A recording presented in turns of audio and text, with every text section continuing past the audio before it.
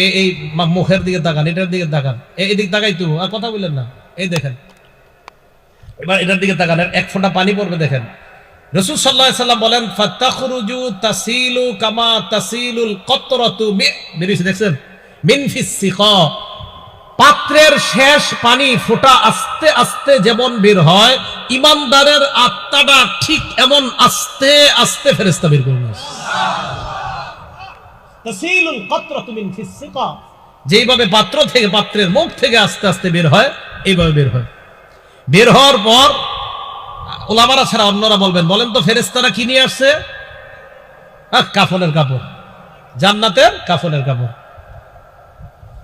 মালাকুল মাউত যখন তার আত্মাটা নেয়, ফাআখাযাহা, আত্মাটা মালাকুল মাউত নেয়। নেওয়ার পর সামনে যারা বসা, লাম ইয়াদাউহা ফি ইয়াদিহি তরফাত আইন, চোখের পলক পরিমাণও তার কাছে আত্মাটা রাখতে দেয় না। সামনে যারা বসা, কেন? আমরা খুব আগ্রহ নিয়ে আসছি, আপনি এতক্ষণ রাখা দরকার নেই, আপনি তো বের করছেন, তাড়াতাড়ি আমাদের এই জান্নাতের কাফনের কাপড়ের মধ্যে দিয়ে দিন। ইমানদারের আত্মা।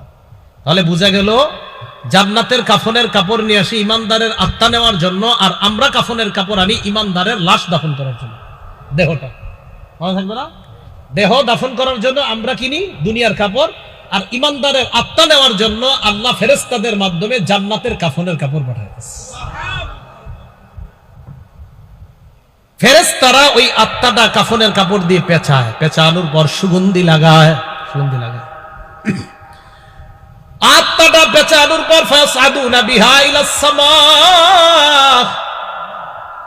ফেরেশতারা বিশাল বড় একটা বহর নিয়ে ওই ইমানদারের আত্মা নিয়ে আল্লাহর আসমানের দিকে রওনা হয়। সামনে যারা ফেরেশতা, তারা যখন ওই ফেরেশতাদের দিকে তাকায়, তাকায় বলে মা হাদার রূহুত তাইয়্যিব, এই পবিত্র আত্মা নিয়ে কোথায় যাও? কার আত্মা? কয় ফুলান ইবনু ফুলান, ওটা অমুকের সন্তান, অমুকের আত্মা। আমার আপনার নামটা যেন আল্লাহ ইমানদার অবস্থায় বলে, বিআসমাইহিল্লাতী কানু ইউসাম্মুনাহু বিহা ফিদ দুনিয়া, কয় তার সুন্দর নামটা বলবে, যে সুন্দর নামে দুনিয়াতে মানুষ তাকে ডাকতো। তাই নাম রাখতেও বড় সতর্কতা। ওই সুন্দর নামটাই বলবে, যেটা আব্দুর রহমানের ছেলে আব্দুল্লাহর আত্মা নিয়ে আল্লাহর কাছে রওনা করছে। এখন ঘটনা আরেকটা বোঝা যায় কি?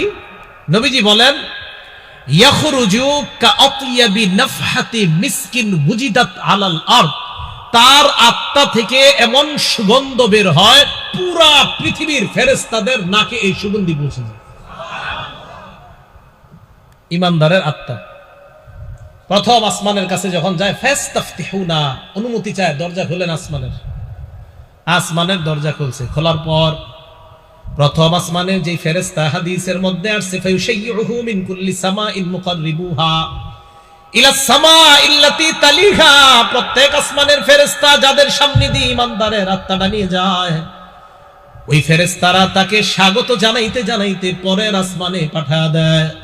এইভাবে যাইতে যাইতে ইলা সামাই সাবিআ, সাত আসমানের উপর যখন আত্মা চলে যায়, আল্লাহ পাক রব্বুল আলামিন ডাক দিয়ে বলে উকতুবু কিতাব আবদি ফি ইল্লিয়িন, আমার বান্দার আমলনামা ইল্লিয়িন জগৎ আছে একটা, এই জগতের মধ্যে তোমরা লিপিবদ্ধ করে দাও।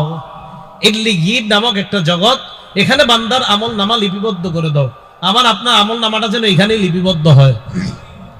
আল্লাহ বলেন এক কাজ করো, আইদুহা ইলাল আরদ, আত্মা নিয়ে আবার যাও, জমিনে যাও। আল্লাহ কোথায়? কবরে যাও। ফাতুআদু রূহুহু ফি জাসাদিহি, তার শরীরের মধ্যে তার আত্মাটা ফিরিয়ে দেওয়া হয়।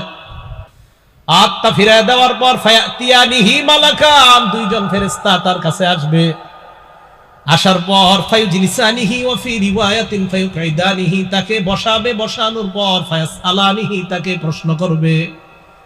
এক নাম্বার, মার রব্বুকা, তোমার রব কে? ওই বান্দা জবাব দিবে রব্বি আল্লাহ, বলেন আমার রব কে? আমাদের রব কে?